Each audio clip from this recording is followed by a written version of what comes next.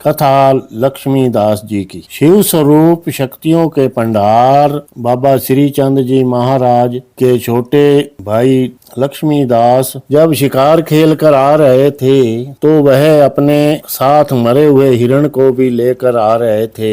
यह देखकर उसने अपने छोटे भाई को उपदेश दिया कि जीवों का शिकार करना ठीक नहीं है। इस तरह करने से कई निर्दोष जीवों की जान चली जाती है। यह जीव हत्या में आती है, इसका तुम्हें लेखा देना पड़ेगा। बाबा श्री चंद की बात सुनकर लक्ष्मीदास जी महाराज कहने लगे, हम गुरु नानक देव जी के साहिबजादे हैं, हमें भी इसका लेखा देना पड़ेगा। श्री लक्ष्मी चंद की बात सुनकर बाबा श्री चंद जी कहने लगे, ओथे होने ने अमला दे नबेड़े, किसे नी तेरी जात पुछनी। ओथे होने ने अमला दे नबेड़े, किसे नी तेरी जात पुछनी। ता बाबा श्री चंद जी ने दोबारा फरमाया, वहाँ तो अमलों की बात ही पूछी जाएगी कि हे प्राणी, अपनी औलाद के लिए तो तुमने सब कुछ किया, उसे पालने के लिए अनेक तरह की कौतक किए, उसे हर तरह के सुख दिए, अपने कर्मों को अच्छा बनाने के लिए उस परमात्मा को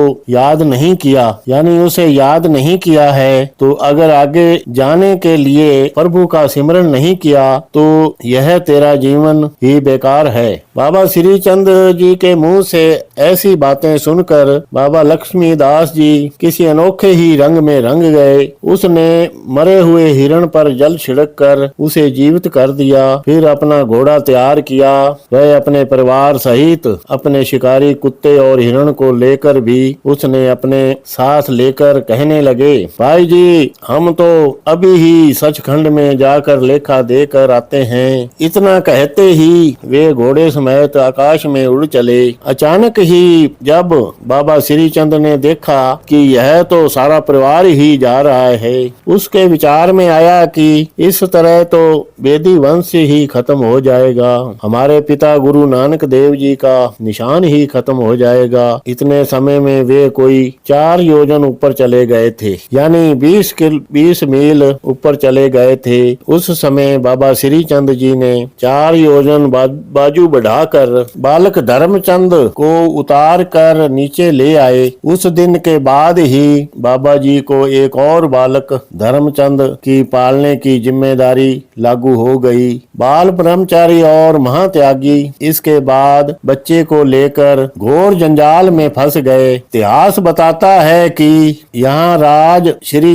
चंद्र अपने पैर का अंगूठा बालक धर्मचंद के मुंह में रखते थे और उस अंगूठे से दूध आना शुरू हो गया था। इसी तरह बालक धर्मचंद की पालना होती रही। कई बार तो ऐसे होता था जब बाबा जी समाधि में होते थे तो बालक इसके कंधे पर बैठ जाते थे। वे कभी कभी उनकी जटाएं को भी खींचते थे, कभी कभी कान की मुंदरों को भी खींचते थे। इस तरह करते हुए बाबा श्री चंद की कई बार समाधि भी खुल जाती थी। कभी कभी भाई कमलिया जी से कहते, देखो जी, वह अकाल पुरख कितना बेअंत है। कभी हम आप पर चढ़ा करते थे, आज कोई हमारे कंधे पर चढ़ने वाला भी हो गया है। इसी तरह कहते हैं कि एक हाथ दे और दूसरे हाथ में ले, यह कितना अच्छा हिसाब किताब कर रहे हैं। इसी तरह बाबा जी ने बड़े ही लाड प्यार से अपने भतीजे का लालन पालन किया। सारी जिम्मेदारी ही बाबा श्री चंद पर आ गई थी। उसे समय पर स्नान कराते, समय पर प्रसादा खिलाते, बस वस्त्र बदलते, उसके बाद वह अपने पास ही सुलाया करते थे। बाबा श्री चंद जी कई बार सोचते थे कि परमात्मा, यह भी तेरी लीला है जो माँ का हक एक तपस्वी और त्यागी को सौंप रखा है। यह काम तो गृहस्थी से भी कई गुना ज्यादा है, क्योंकि माता और पिता दोनों का ही फर्ज महाराज ही निभा रहे थे। जिस तरह कहते हैं, बाल हठ, राज हठ, तिरिया हठ। कई बार तो बालक ऐसी चीज मांग लेते हैं जो नामुमकिन हो, लेकिन बच्चे को वह वस्तु भी ला कर देते थे। इस तरह बाबा जी ने बालक धर्म धर्मचंद का पालन पोषण किया कि बेदी वंश में गुरु नानक देव जी का नाम रह जाए। असल में यह भी बाबा जी की महान कृपा है जो उन्होंने बेदी वंश पर की। उसके बाद बाबा जी ने बाबा धर्मचंद को अपना शिष्य बनाया। उसके बाद बाबा श्री चंद जी ने बाबा धर्मचंद जी का विवाह किया। बाबा धर्मचंद जी के 2 लड़के हुए जिनके नाम ये हैं। उसके बड़े लड़के का नाम मानक चंद और छोटे का नाम मेहर चंद रखे गए। अब भी डेरा बाबा नानक में बाजार उन्हीं के नाम पर ही है। उसकी एक तरफ का नाम मानक चंद जी है और दूसरी तरफ जी का नाम बाबा मेहर चंद जी है। उसके बाद बेदी वंश की लड़ी शुरू हो गई। अब भी इस लड़ी में जिसका विवाह होता है उसे पहले बाबे श्री चंद की तरह बभूति लगाते हैं। गुरु नानक जी की 16वीं पीढ़ी में बाबा आत्म सिंह जी हुए हैं। ये इसी तरह ही प्रचार करते और संगतों को निहाल करते थे।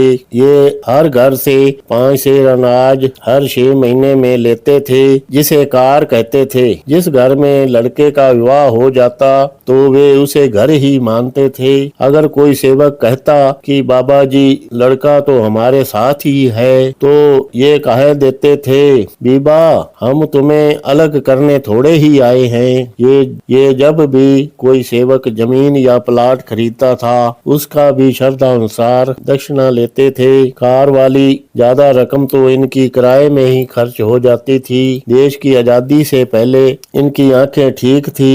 कहीं माथे पर चोट लग जाने के कारण ये अंधे हो गए थे। आजादी के बाद इनकी संगत खिंड गई थी।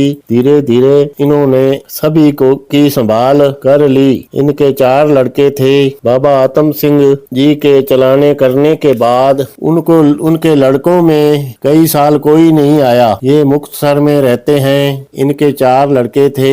कई साल बाद उन लड़कों में से 2 लड़के आए। उसमें एक का नाम हाकम सिंह और दूसरे लड़के का नाम कश्मीर सिंह जी था। जिस तरह भाई अपने माँ बाप की जायदाद बांट लेते हैं उसी तरह इन्होंने भी अपने सेवकों को बांट लिया।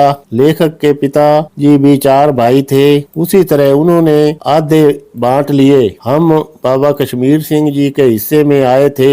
एक बार ये 1988 में कार लेने के लिए आए तो मेरी माता जी कहने लगी बाबा जी हमने नया खेत पंजाब हैंड में लिया है, वहाँ ट्यूबवेल नहीं है, उस खेत में ट्यूबवेल लगाना है। तो उस समय बाबा कश्मीर सिंह जी कहने लगे बीबा हम उस खेत में जाएंगे और देखकर बताएंगे कि कौन सी जगह ट्यूबवेल लगाना है। उसके बाद वे एक दिन हमारे नए खेत में आए और देखकर बताया कि यह जगह अच्छी है। वहाँ हमारा ट्यूबवेल लग गया जो अब भी चल रहा है। उसके आस पास कईयों ने ट्यूबवेल लवाए परंतु कोई भी कामयाब न हुआ। बाबा कश्मीर सिंह के बाद उनके लड़कों में से कोई भी नहीं आया। यह गुरु नानक देव जी की 17वीं पीढ़ी है और ये लेखक के जद्दी गुरु हैं। वाहिगुरु।